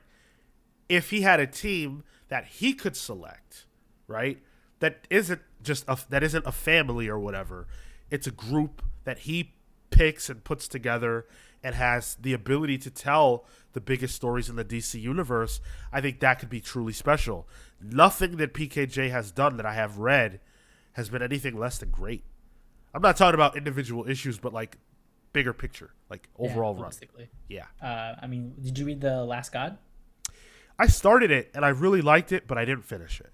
Okay, same. I'm in the same boat. That's one of the few books I haven't read, but like the stuff that I picked up of him, Warworld stuff, like legit, this guy got me into Superman, and now he's leaving the book, and now I'm not interested as much. Right. Exactly. Uh Constantly changing creative teams and relaunches the slow death of these titles, diminishing returns every single time. When are we going to start letting people cook? You know, I mean, not to be fair, PKJ he's been working on this book for a while. It's not that they didn't let him cook. I don't want to say that, but this doesn't feel like the natural closing point. It just doesn't. What did he get to wrap up? Nothing. His threads are still there, man. Like we didn't get resolution. Yeah, it's And I think that they need to have a bit more faith in the creators to finish off those stories, because very much so like the manga model, and I'm making this comparison, is you have a creator and he just tells a continual sequential story over the course of, man, 5 plus years, 10 plus years. And we used to have that with writers. Claremont's the first thing that pops into my head with the X-Men. Like you allow these creators to build their universe, but that's what PKJ was doing here. He's been doing that for the past 2 years almost now, and now we're just ripping him away. threads get picked up by other writers. It's not unheard of as well. Of course, it's not unheard of, but that's not what we're talking about. Normally, when a writer leaves a book, they resolve some stuff, you know, tie up some loose ends, and then let other people deal with other things. Resolving loose ends is just as much about the themes and emotions of the book as it is the actual events in the book. Because the themes and emotions that he's been dealing with may not be interesting to another writer. So that this is the time now for him to close the loop on those things. Because the next creative team, they want to tell a story about the new Brainiac lady. So how does that include what PKJ was talking about? We don't know. Sure. I do want to just comment on the art really quick, Yeah. because Eddie Barrows, I think, does interesting work, and I feel like I've more recently I've been on the side of this feels tonally different for a Superman book. It's heavy shadows. The inclusion of Constantine here brings in an element of horror, which I think it's an interesting aesthetic for Superman. Maybe not one that I inherently agree with, but he does good work, and that I can't deny, regardless of whether or not it jives with me. I think he's doing really good work here. His forms are great. The drama that he adds with the shadows, I think, are doing really good. The line work is there. So just hats off to Eddie Barrows. Yeah, for sure. Eddie Barrows is did great work here overall. Um, I'm sad to see this creative team go. I really am. Yeah. There was a great moment actually before we close. There was a great moment between Supergirl and Asul Ra. I guess that's his name. I keep confusing them, but the War World twin boy. Right. Right. Um, Otho Soul, whatever. I think he's Asul. I'm not sure, but um, he's raging. He wants to go tear shit up. You know, he wants to go get his sister. And Supergirl has to explain to him, you know, you can't just go do that. Your power is big, but you know, your restraint is what's necessary. You know, she's trying to teach him another path, and it resonated with me a lot because, of course, we know that Superman and Supergirl both come from a place that no longer exists, outside of a bottle or whatever. You know, it's gone. Their home world is also gone. They're refugees on Earth as well. And they have the ability to save these kids from having to go through some, not all, but some of the emotional turmoil that they would have endured being on this foreign planet, you know, with very little understanding of how to be. So I appreciated that. And I think that's something that PKJ does really well. Is he brings this level of emotional complexity to the books, and that makes these characters that much more compelling. And they feel realer because more real. They feel more real because they have these conflicting emotions. They're struggling to contain themselves, and I think that fits in right in with that same page. I know we bring it up all the time, but where Superman saves the little kid in the car, he's like, "No, dude, you're my hero." Oh, right. I still feel it, man. Right.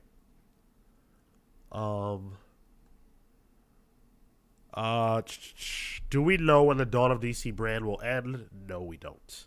No, not yet. It doesn't feel like we're close to it. Still a few events coming up. Yeah, if Dawn of DC is the Amanda Waller of it all and everything else, doesn't feel like a ton of progress has been made. But I think maybe we'll know more when Beast World comes to a close. Oh, speaking of Amanda Waller, did you read the backup? Hell no. There's a random ass moment with this character called Dreamer, who's a precog, and Amanda Waller comes in. It's an interesting twist, but man, I'm tired of seeing Amanda Waller and not do a thing. She tries to fight this person, and then it's like, I need you to beat another precog, but actually the twist is I was trying to kill you all along. What are we doing? I'm really struggling to care about all of that, and we're gonna pull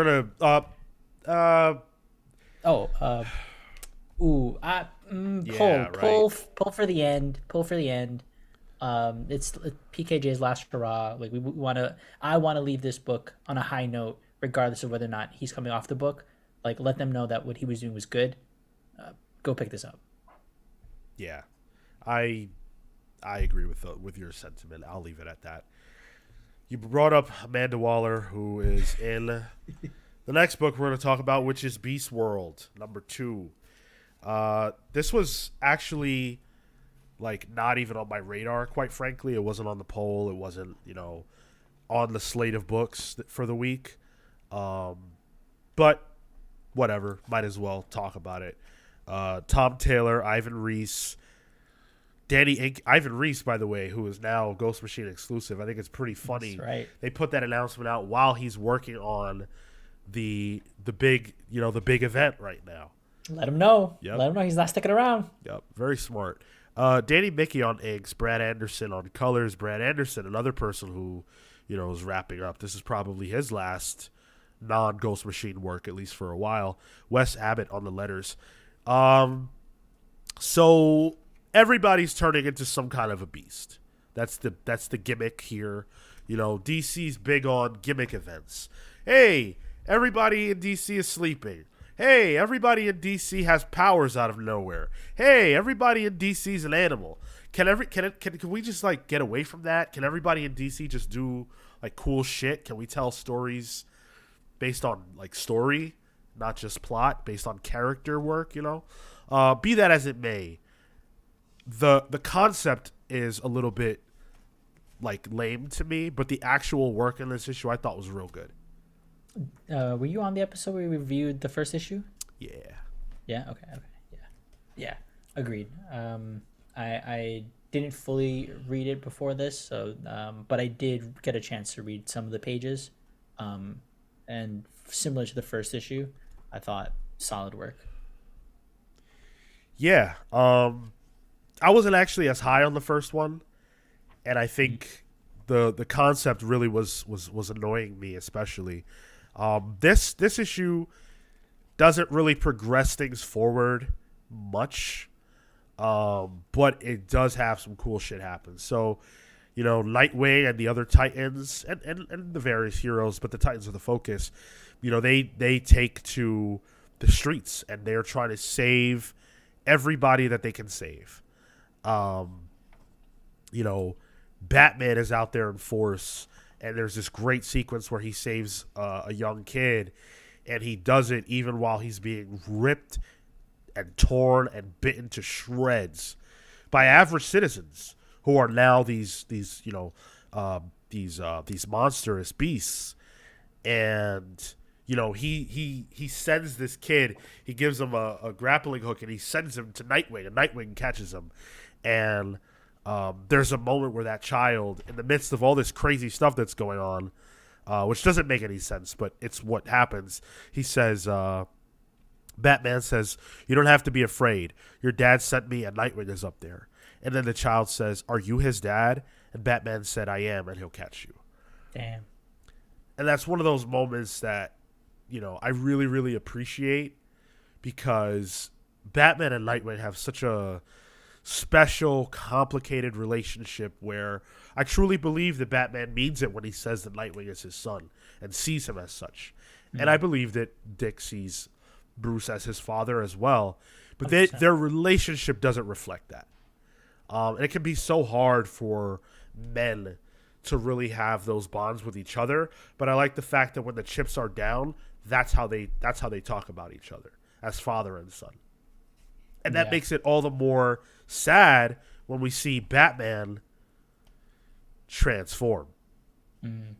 I was gonna ask, what animal you transform into? Me, bro. I want to be an owl. Owls are my favorite. That's my favorite animal. I don't want to be in this fight. I don't want to deal with all that shit. I want to be an owl, go somewhere, sit on a tree perch, and think and watch. That's all I want to do. Have 360 scope. Just make sure you know good. Okay. What about you? Yo, Velociraptor, dude. I'm gonna be in the fray, bro. That's an animal. Are those fuckers on Earth? They were. When? What do you mean when? Like a couple 100 million years ago. Okay, there you go. Can you pick a contemporary creature, please? Oh, guess I'd be an alligator. Lame. Why do you say you're an owl? You're not even gonna be fighting. Dude, you didn't even give a reason. At least I had a reason. Well, he's almost like a velociraptor. Wow. A Shaun of Owls. Okay. Dude, I love him. Amin Perez says, "I got that dog in me." Hell yeah, bro. Yeah, I mean, again, like, nothing really happens. We just see that this is not going to... Like, this is going to continue to get worse and worse. And it's sort of funny because you see, like, Superman's in this comic book. Obviously, Batman transforms. Black Adam is turned, and that was sick as hell.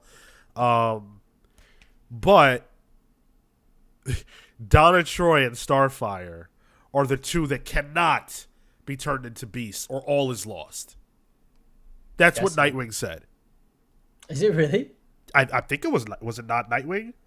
Oracle, Batman's been taken. Or who was that? Was that Oracle? Yeah, it was probably Oracle. Says, whatever you do, don't get infected, or you and Starfire could become the biggest problems we have. No, sorry. Yeah, what was that about? Sorry, no. Tom Taylor. I know you're writing Titans. I know it's a Titans event. I see Superman in one of the early panels. I see Wonder Woman. I see Green Lantern. That would be worse. Batman? Yeah. Werewolf Batman, dude? That's rough. I think the transformations, because I was really high on the first one. I thought the concept there was cool. I thought it was an interesting idea. This transformation piece, I think it works with the story, and I'm following along. I'm not necessarily as high on the second issue as I am in the first issue, and then less so because of the Waller stuff. I'm not as invested anymore. I don't care. Like, why aren't they getting transformed? Like, what's up? I don't know. Right. What are the rules of this? Like, why is everybody not transformed? Like, Batman got turned because one of the animals, like, breathed this toxin into his mouth. Yeah. But, are they just not choosing to do that to whoever they can? Like, I guess it's not strong enough, right? Maybe that's why Nightwing wasn't chosen. Yeah. I had to stretch for that. Yeah. Like, in my mind, when Batman was getting sliced and cut up while he was protecting that kid, I thought, oh shit, he's getting cut up. That's going to infect him and lead to him being turned. The fact that he had to specifically get breathed into, and not any breath, right? All the breathing that all those animals were doing on him, that didn't do shit. Specifically getting breathed on by this viper, that's what did it. Green breath. Green breath. And it had to go specifically into his mouth. Is that how every transformation happens? Because that seems like not that efficient. Put a mask on. Didn't we learn anything from COVID? It's a reflection. Didn't we learn anything at all? Put your fucking mask on, Batman, and maybe next time you won't turn into a werewolf. Remember, you do the vampire cough.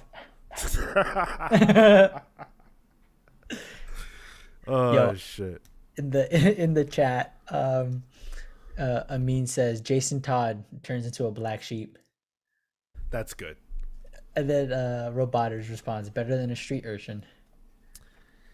Let's talk about the Amanda Waller aspect of this. She goes to meet with the president, whose wife is now an otter, so that's unfortunate. Why? Why her? Why not him? You know, like, who knows? And she says, "Do you really want the planet in the hands of a group of 20-somethings?" So, is the idea that because this event is called Titans Beast World, that like everyone knows that? Like, does everyone in DC know that this is a Titans problem to solve? Why would she say that? Are they the only people working on this issue? I would imagine that every hero that exists is dealing with this right now, not just the Titans. Yeah. And that was something that we mentioned in the first issue too, is the Justice League group is still there. The core members are still present, and yet they've relinquished this task over to them, which fine for the purposes of maybe I trust them and I can let them do this thing. Okay. But now that the Titans are the target. The Titans are the target. That's cool. I don't see why they become suddenly the heroes. It feels like surely the Justice League would suddenly come to the rescue. But they're there. The Justice League is there. It's so bogus. She said she says, I know you feel about Superman. His team is effective, but the Justice League has stepped aside. No, the fuck they haven't. They're there. Right. Just because they're not running around saying Justice League assemble doesn't mean that they're not there. Would it be different if there was an official league? Are the Titans more effective right now because they're a designated team over the body of members who would normally be considered Justice League? It's so bizarre, and it just takes away. It's for me, and I know this could be considered pedantic, but for me, it takes away from it when it's like, this doesn't make sense. This is silly. Yeah. DC has got to explain why there is no Justice League, because as far as I know, that hasn't happened. What is the reason why the league doesn't operate as such? Wouldn't this be the moment where, Superman would say, okay, it's time to put the league back together. There's a need. That's so stupid. Yeah. And there's a lot of animal-based heroes as well. I know the chat's been talking about Animal Man here, and Who is like, endless. but he quickly gets cleared off the table. Like he, I guess, just goes crazy. Right. And then you have, was it Buana Beast could come in. There's a number of heroes who are animal related who would also just make more sense. Yeah. I mean, it has to be the Titans. This could have just been called Beast World, and then it would focus on different people. But that wouldn't make sense because, well, I guess it would make sense, but they don't want to do that because it's Titans. Right. I don't know. I enjoyed this issue, but the DC universe desperately needs to get to the point and explain why there's no Justice League. Like flat out. Why is there going to be an event down the road that necessitates the league and they'll reform? But this is not that. Yeah. What's the difference? Yep. I don't know. It doesn't make sense. Yeah, it's really, really, really weird. If they truly wanted that, they would have had them still be trapped from Dark Crisis. That would have been the play. Yeah, that would have been the play. But they can't do that because those characters also have books that they need to sustain. Sure. There's no beef between the league. They're all happy and friendly. There's no beef. They're just not together. It's bogus. Maybe this is all still a nightmare. I think you might be right. But again, I want to reiterate, I enjoyed this book. All of the things that I just said are not the responsibility or fault of the creative team. Yes, centering the Titans in this way is really odd, but what else would Tom Taylor do? He's the writer of Titans. This book is called Titans Beast World. So, yeah. But I give him credit. This is a good book. I really like the art. Ivan Reis is just, I mean, you talk about a DC, like, A-plus tier level event artist. You call for Ivan Reis. One of the few. One of the best. I'm glad he's on this. He makes it look good. He makes it look easy, frankly. But this is hard work. Beast, Batman, and Beast Black Adam look sick. Yeah, dude. The transformation even. He's just the lurch and then the real cool. That transformation for Batman, that was so sick. Let me pull that up for you guys. Yeah, pull that I'm going to pull that up for you guys because that transformation. So here it is. If you're watching on YouTube, you can see it. So Batman realizes, oh shit, something just happened to me. I'm infected. He gets to sweating, which is funny. He gets to sweating. That's how I looked the other night when I was in bed with chills. But he gets to sweating, and then all of a sudden he's got all this hair, and he looks like a man beast in the face, but still a man. And then it progresses, and now he's got these huge teeth, and he's still talking, and he's saying, "I trust you. I trust that you won't let this, you'll find a way." And he says, "Dick, please don't let me hurt anyone," with these really, really sad green eyes. Now his eyes have changed color, but you can see the last bits of humanity there in his face as he's pleading for Dick to make sure that Batman doesn't harm anybody, because he would never want to do that. But then that's the last vestige of humanity, and now it's all Beast. Ooh. It's the Bat Beast. That's cool. Yeah, it's a beautiful sequence. Where Bat? Yeah. Definitely pull. Yeah. Pull. I think the points you made are salient about the quality, and it's an obligation on Tom's part for these heroes to be the forefront, and he's doing what he can with it, and it's fun. Yeah, definitely. I changed my answer, by the way. I want to be an octopus. That's a lot more you. That alligator bullshit was bullshit. Octopus makes a lot more sense. Tentacle gang and all that. Amin says, Ivan Reis made this readable. If this was drawn by the same artist from Night Terrors, it'd be a full pass. I agree. Yeah. I agree. Yeah. The art did a lot. Not that Taylor's script was bad. It wasn't bad. I liked it a lot. It's just that if this had inferior art, I wouldn't have a real reason to be here. Yeah. It wouldn't hook. Yeah. This all speaks to how weak Dark Crisis was as an event. That's what Atomic Hound said. It's weird because I actually liked Dark Crisis, but it's hard to disagree with that because of the fact that it does things that it can't really pay off. Like it traps the League, but then they're back. Who cares?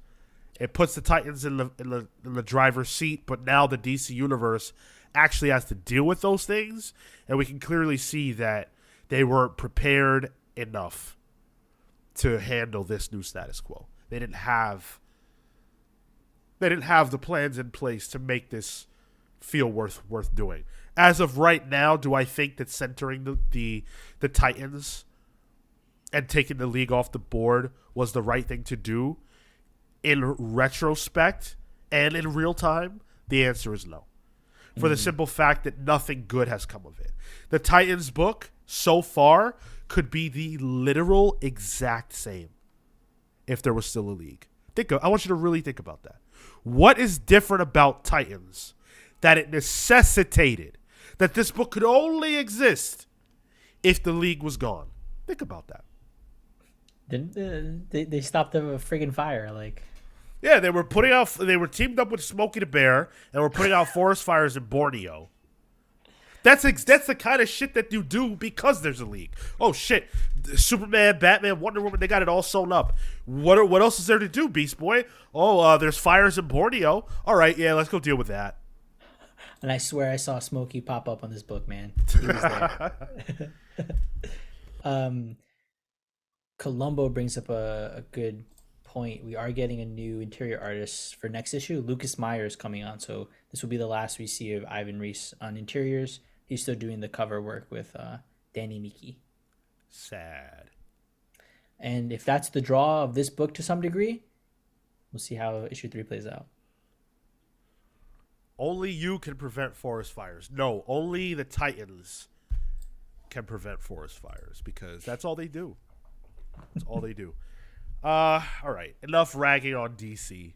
It's fun. It's fun to do. I'm not going to lie. But, yeah. We read a lot of books this week. I want to ask you guys. I'm curious. How do you feel about the extended amount of reviews? Do you like hearing us talk about more books or the standard amount of books and then the other stuff that we typically get into at the end? You guys that are here with us live, you guys that are listening to us at any point, we want to hear your feedback. Personally, if we get around to it, if it's a week that is appropriate, I like the extra books. It's kind of fun. Yeah, it was good, and lucked out that we both read, or I read a few issues just separately. Kind of just worked out. How did you manage to read Titans? Through work. Was it? I shouldn't say that. Who's gonna fucking get you? Fair enough. Yeah, I don't know. There was definitely a moment where I went on lunch here and there, and I was in between certain things. I would have it up here. I was doing my Excel over here. I don't know. Yeah. What'd it take you? 10 minutes? They can spare 10 minutes. Yeah, and I kind of skimmed through to just be like, okay, I just need to get the gist and whatnot. So yeah. I think Taylor should have pushed the Titans higher. You move them to the Watchtower. You make them beat the Legion of Doom in the first arc and go from there. Safe choices are not the answer. I agree with you, Amin. I think you are exactly right. 100% right. More pals plus more books equals more better. Unfortunately, AH and all the things that I have power over, I do not have power over the amount of pals that are on the pod. Unfortunately, people's lives come first. And, I want to say shout out to Tyler. It's his story to tell, but, just want to say that I'm thinking about Tyler, and he's not here for a reason that is not a BS reason. He's not here because he can't be, and I totally get that. Yeah. 150 books, it's fine. Half the books you buy weekly, right? Dude, you want to see it? You want to see my stack? I'll show it. Let's do it. Oh, wait, all right. We gotta guess. Yeah. Guess. Over under. Okay. 50. I know the range of the number. Should we guess before you show it? Yeah. You guys know by now how I do. What was the last time? Was like 19. Last time it was 20. 20 on the dot. Or was 9? It was. Yeah, I think it was 20. Yeah, it was. I'm gonna say this week. How about this? Was this a lighter week for you? I thought in my mind it was when I was like getting this stuff, but yeah. I'm gonna get my stack. You guys tell me what's the over under. I'm thinking it felt lighter, but some thick books. I'm gonna stick to what we had last. I'm gonna say 19. Because I think 19 might make sense. Damn, Robotter's 24. Nah, old. Bro. Who the hell do you think I am? 24. I did have to say no to some books this week. I did have to overlook some things because it's just too much. Wow. Even 22, a 20. You guys are hilarious. Oh my god. 22. 24. Jesus. 23. Who do you guys think I am? All right. So I'll show it. I'll show it now. Okay. And then we'll go through it. So here it is. This is the stack. Ooh, all right. I think I overestimated. It's juicy, but let's go over it. So this is what I bought this week, okay? And I'll show off the covers. We got a little time. Let's fuck around. And hit the like button, by the way, please. Everybody hit the like button. If you're here with us right now, smash that like button. Miles Morales, Spider-Man, 13, the Gang War issue. Crossover. Yup. Blade. Had to buy Blade. Thought it might win the poll this week. There was no chance of that, but it's a great book anyway. So that's 2 so far. Danger Street. Oh, have you kept up? Hell no, but I buy it. I've been reading. I've been working through some of it on the DC app. Okay. Yeah, I gotta finish. I gotta get through that. Batman 428. Yes, I did. Yes, I fucking did. Did you buy really? The Robin Lives issue. I had to. How could I not? I meant to read it for the show, but I just didn't have the chance to get around to it. Pull it up again. Put it up again. Yeah.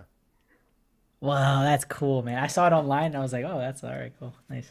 Yeah, I've never read the actual Death issue, so that'll be interesting to me. Surprise! Jason Todd doesn't make it. Dude, what the fuck? Green Lantern, had to get Green Lantern, of course. Nice. Detective Comics, Captain America. I really like what Straczynski's doing.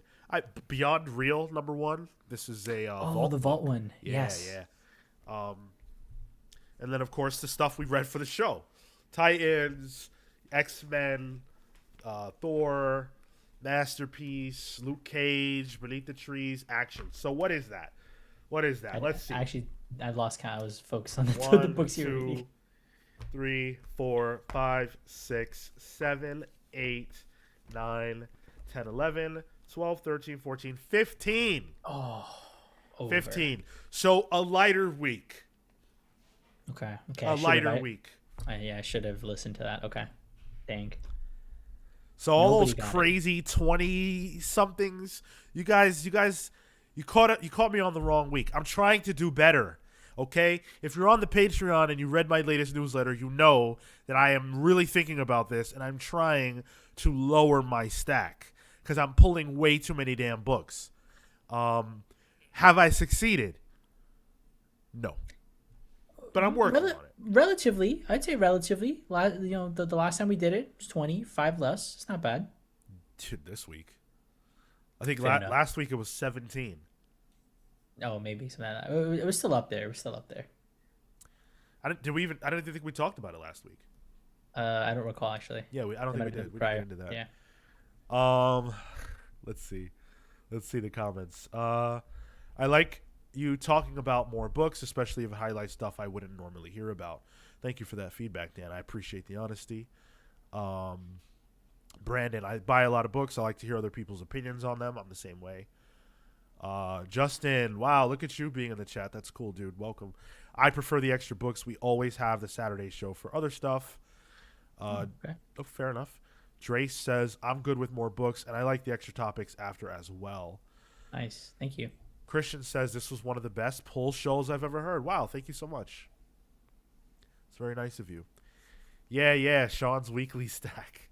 What is that, a segment now? Might as well be. We doing this every week? I can't do it. I just have to flip through Kindle. Look at all these. Oh, man. Hey, look, guys, we're going to jump. Thank you guys so much for hanging out with us and chatting. It's always a pleasure. You guys rock. Those of you who stick with us throughout all the chatter, we really appreciate you. I know that I was a little bit miffed earlier, so I apologize. But we had a good one. We had a good show, good time with you all chatting, getting through some comics together. Hope you guys are having a great week. We have a big Saturday planned. Jeff Johns of Ghost Machine is going to be joining us. We're going to talk about everything that's going on with Ghost Machine, the new Geiger books, what we can expect from the impending Ghost Machine #1, and, you know, we're going to have fun with Jeff Johns. I have a plan, and I will share that plan with you guys because I trust you. My plan is to get Jeff Johns to do one of the final drafts of the year with us. Ooh, let's go. That's my plan. Secret. Keep it a secret. Yeah, don't tell anybody. It's just Don't us. say it. So hopefully we can make that happen. We'll see you on Saturday. Patreon.com/TheComicsPals. The Comics Pals on YouTube.com/TheComicsPals. Click the join button to become a channel member if you like us, if you fuck with us. I see those emojis in the chat. Really appreciate y'all so much. We're going to jump. Till next time, we thank you. We love you. Take care, guys.